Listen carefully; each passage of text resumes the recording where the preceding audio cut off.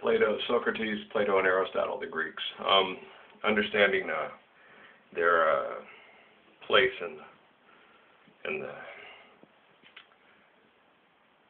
it's not really a pecking order. It's just like a place on the team. Your point guard, your shooting guard, your coach, your center, your yada yada. That's the way I see it. But a point guard is more a leader of a team, but because he has the abilities to direct the team in a more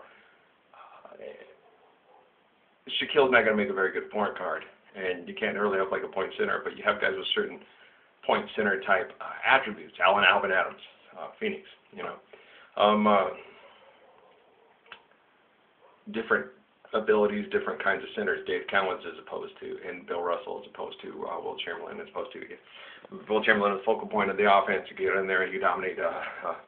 Russell was different. Russell was the defender. He was the agile shot blocker, rebounder. He didn't score all the points. He had other guys that could score all the points. He was more of a threat in different ways. And then if you had to go out like Sam Jones 101, Wilton Airman Chamberlain, you going to come out here, I'll make this shot. He'd step out, boom, pass it into Russell dunks. Yeah, that's a little bit easier shot than a 20, but they knew how to play Wilt's ego. They were smart. They were more intelligent than Wilt. He hates to admit that. Wilt's no longer with us. Bill Russell just giggles about it. We knew Wilt his ego was as big as he was, and so we just played him. That's how we built Wilt Chamberlain. His ego. Yeah. You just play his ego. They talk about it all the time. Wilton Norman Chamberlain. I'll make this shot. You better come out and help on defense.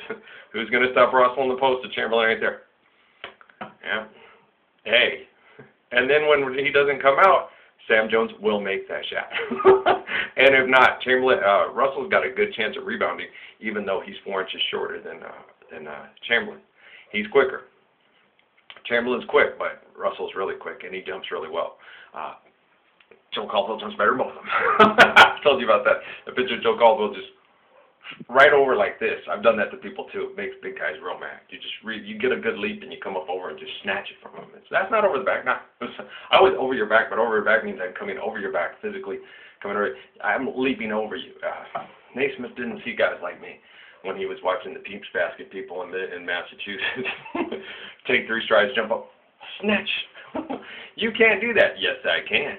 It's against the rules to come and push you out of the way, but I can reach up. If I can leap you and jump over you. There's nothing in the rule book says I can't do that. No. Didn't say I can't jump over you, can't go around you. Yeah, I just can't. Yeah, it's really cool. Alvin Iverson. Yeah, and a lot of the cool stuff. Yeah, a lot of dribble moves like me. I like that kid. Yeah, my cross under and between the legs under hitch step. I don't know. It was like a hitch step dribble. You come in, you put it like you're gonna put it between your legs going from right to left. You bring the leg kind of over and you take the ball and direct it back over to your right. If they think you're going to the left, you go back to the right and you just totally catch them off guard. And then if they catch on to that, as soon as you bring it back over, you can go around behind the back real quick and take him to the left again, and then he's practically tripping and falling down. It's fun. I like basketball. But yeah, you just got to try to find ways to keep them off balance and off guard. Just direct them where you want them to go. And find different ways to creatively do it. It's fun. Basketball is fun. It's fun. I like watching Alvin Iverson play because he's creative. And a lot of those guys, it's fun to be creative on the basketball court and make people wonder what the hell you're going to do and then they have to stop you. It's hard to stop somebody when he's that creative. You just kind of got to shake your head and go, that was cool. Thanks. Do it again. I'm going to be ready for you this time. I'm just going to try to keep low, keep my balance, not give too much. One of the ones that taught you real well was wouldn't it taught, watch his torso? He's got to take that with him at all times. So keep an eye on his torso. Don't watch the head, the hands, the body, the fakes of this. I did a lot of things with the arms and the hands and stuff that just threw them off. With the basketball, and then they'd follow the ball, and then while they were following the ball, I'd make them think the ball was going somewhere else, and I'd take the ball and go with it. Yeah, and you just distract them. Well, because they keep their eye on the ball. Bad idea.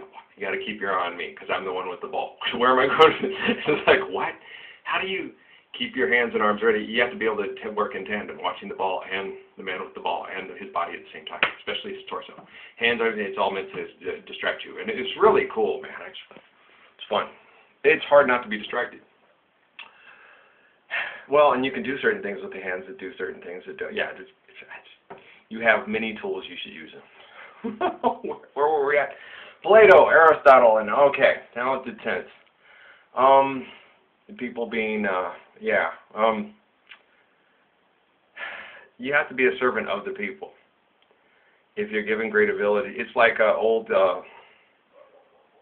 Cliff Robinson's character on Spider-Man. You know, great responsibility with great abilities and talents and power, or whatever you call it, comes great responsibility.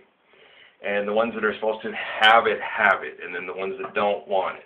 Macbeth, Hamlet, yada yada yada yada yada. Now, if it's gained through aggressiveness and bloody proletariats and tyrannical dictatorships, that's what you'll beget, and that's what you'll continue. If it's gained through good deeds, courageousness, and kindness, then that's what you'll beget, and that's what will continue, unless somebody else, I want to be in charge, I should be in charge. But you suck at it. You stab people in the back. You betray people. You're Macbeth. Go away. But does the guy gain it through the same ways, and Macbeth was just perpetuating what he was learned? It's possible. I don't know.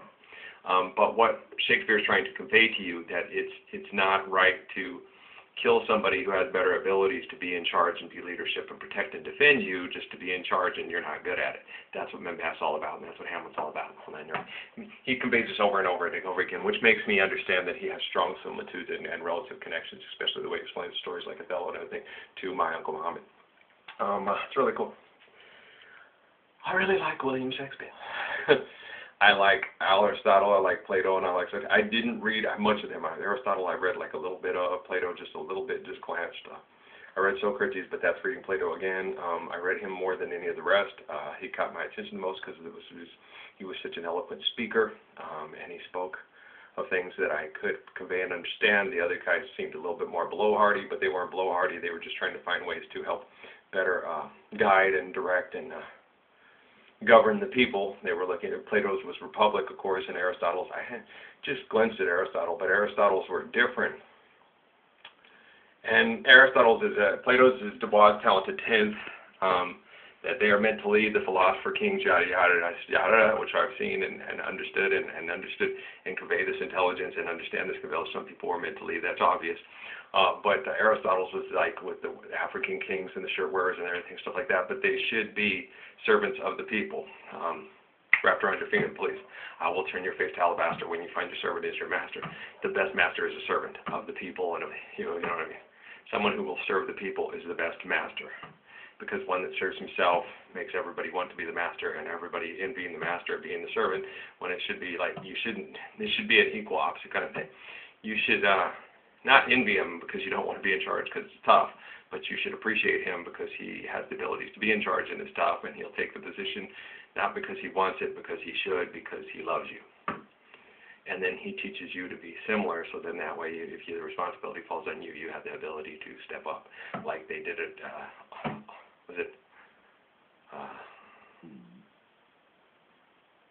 Glen Mills Academy, outside of Philly. And they said that I got to train these guys to that, where if I'm gone or if I miss it, they don't miss a beat. That it continues, and these kids continue doing this. That whole that whole delinquent diamond thing is just stupid. Sorry. The alignment doesn't have to be delinquent. It just has to be built on negative. But they do have positive and negative behaviors. You have to be able to take the good with the bad and understand who's being delinquent and why. But the delinquency all comes from irrational base value systems. Having to pay extortion, having to do this, having to basically give me your lunch money. I'm better than you. I get your lunch money. I get to fuck your girl. That's delinquent. That's thinking might makes right. Not if might is stupid and will destroy their own environment and make everybody bring all praises and stuff to me and go dig up your mountains and destroy your environment and throw off our ecosystem to show how special I am and build a big tomb to me with gold and leave it in there for eternity, and people come loot it to exchange it for life goods and more. Yeah, stupid. Might does not make right. And democracy is not the proper way to go, because democracy is basically might makes right. We have more stupid people over here than you have stupid people over there, so we can perpetuate our stupidity. Go kill for oil. Democracy, like Haile Selassie, demockery. Dem mock me. And I am a more enlightened human being. I'm not an enlightened despot. I just have a better perspective, a better way of seeing things, and they won't see it because it's like I told you with my friends growing up. You mean to tell me that there's 5 of you and 1 of me, and if I said the earth was round and you all said it was flat, you'd all be right because there's 5 of you? Uh-huh. Democracy. Never underestimate the power of large groups of stupid people. Never underestimate the power of large groups of loving and intelligent people. Never underestimate yourselves. Understood? The large groups of people move the crowd. Hip hop, hooray, ho, hey, who's a ho? Not me. No. I ain't down with OPP. I don't consider anybody else's property. I consider themselves their own individuals. Like I told James. What? Okay, you for now on you don't talk to anybody I'm talking to, and I won't talk. I was like, okay, James, wait. I got her cubicle. Nah, women can go anywhere they want to go. You just have to be able to trust them, and they have to be able to trust you, and trust is something that's earned. I ain't pissing on Deb's cubicle. You can't stick your dick in Deb. Only I get to. Wait a minute, Lavelle pissed here first. I'm going to go kick Lavelle's ass. Well, he's a liar. He said he played for Eastern Michigan. He didn't. Why? He doesn't even know they used to be the Fighting Huron when he says he went to go play there. He says they're the Eagles. Not back when you lied about playing there. I'm going to tell the girls that and underscores integrity, and they'd rather have sex with me because they see me as more honest. Fuck. No! That's why I didn't tell anybody Lavelle was full of shit. I figured they could figure that out on their own. Because he went around telling everybody how stupid I was. No. And then me and Deb talked about it. I'm like, she was like, because she went to my house. And she said, I thought you were full of shit. My mom books. I had plenty of books. And I saved all my mom's books that she gave me. And I had Aristotle, Plato, Homer, Marcus Aurelius, Lucretius. I did crack them and I did read from them. Stories about Robert E. Lee, about that she read about everything. Mom loved Pasternak. Mom had Pasternak, Clavell, Michener. You know, she had all the great authors and the great stories, and she had Milton and she had everybody. She just loved Zora Neale Hurston. I went and picked up Ding Ling out of telekinesis advice. Stopped by the bookstore, and the one I wanted, and I grabbed the most. I grabbed Alice Walker. Mom loved Alice Walker, and I grabbed Ding Ling. And the one I fell in love with the most was Ding Ling.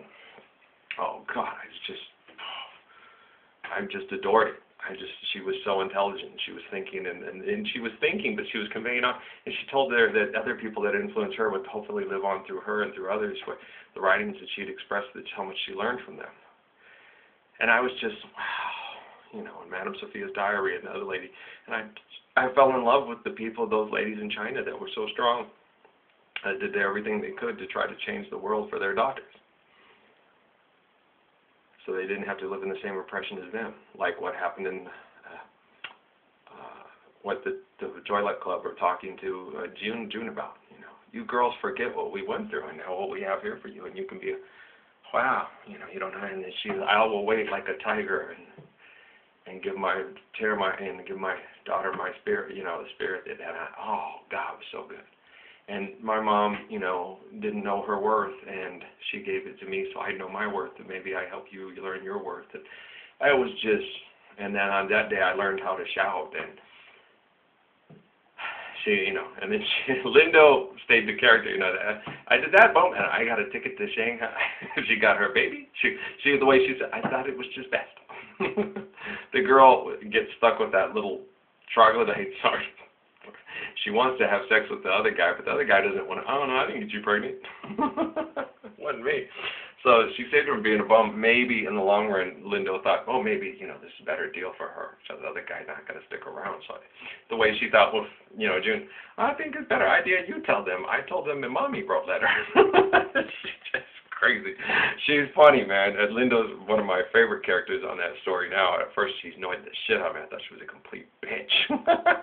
Couldn't stand her. It's like, God. But then when she told her about how her mom, that was beautiful, you know, how her mom would tell her all that advice and said, this is the last day I'm going to give you any advice, be able to give you any advice. And she didn't want to, she'd already given her away, and she didn't want to hold on to anything that she knew that wasn't hers, that was going to be gone, and she'd probably never see her again. And she had her till 15, and that was it. I don't know if I could have done that, you know. Patrick, you know, I had him till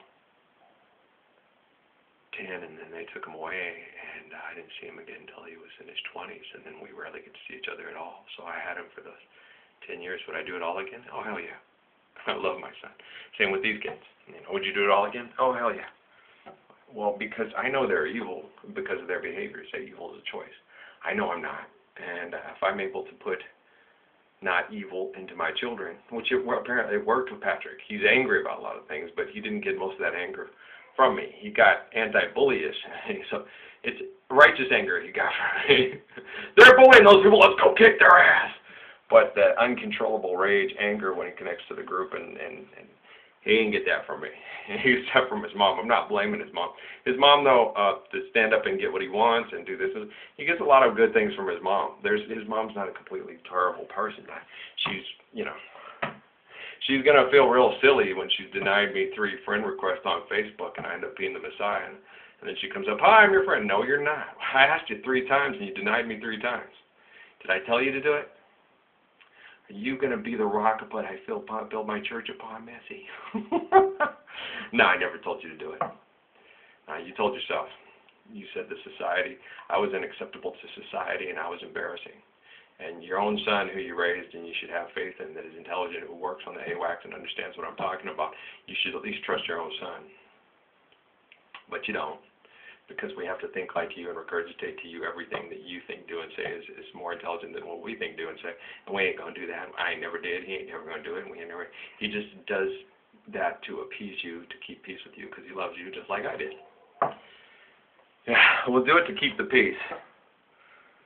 And like Hitler, you know, he saw that as a weakness. Because people, and Britain did that, and then they put Churchill in charge, and Churchill was like, no. And then they got the shit bombed out of them, and they tried to do this, and then they came through, and he saw Stalin's standing back, go ahead and do what you want, as a sign of weakness. And Stalin was just like, nah, I just ain't, I'll let you have Poland, but as soon as you come in and do this and stuff like that, you'll never survive a full invasion into Russia. No one ever does. You have to be a complete idiot to try to take over Russia on the ground. No. Especially if the winters come in. No, we've got you. We can survive winters in Russia better than you can. Which he proved, and he knew. And Steinschneider sold him, and Hitler ignored him because Hitler was smarter than Steinschneider, because he could have Steinschneider murdered as he betrayed him because he was stupid enough to trust Hitler. He wasn't stupid enough to trust Hitler. He didn't trust Hitler. He just didn't think Hitler was that stupid. It's hard to conceive someone that stupid. And when you're not that stupid, that why would they would do something that stupid? It's like, what? But I told you, and everything I've told you has come to pass. What? No, I can outsmart. No, it's not. No. Never mind. He's the goat. It's in the book of Daniel. He's the goat. You're the ram. He's going to take you in the side and stomp you down, and oh, never mind. And then come in through the river Danube and the Rhine and splash around and kick ass and frolic and have a bloody victory bath in your own backyard, just like discussed in the book of Daniel. Yeah, the Capricorn is going to take out the Aries. It was that time. It was just dealing in things that they could relate to and understand, astrological signs and stuff like. My mom was big into astrology. My ex-wife's grandmother was big into tarot cards and all that stuff and everything. It has some kind of meaning, the meaning and the influence and understanding and understanding people's molecular structure and how the Earth's rotation has effects on that. And so there's tendencies given to certain astrological signs and stuff, and almost all people have certain tendencies. It's just because of the way their molecular structure developed in their environment and the way the environment was reacting to this and that. And spring, Aries tend to be more aggressive because it's an aggressive time of year because everybody goes out to go mate, to start growing again, to fight over the resources. So Aries is a war sign because just basically it's an aggressive time of year. It's April, May, early springtime. You get it? They're just reacting to their environment.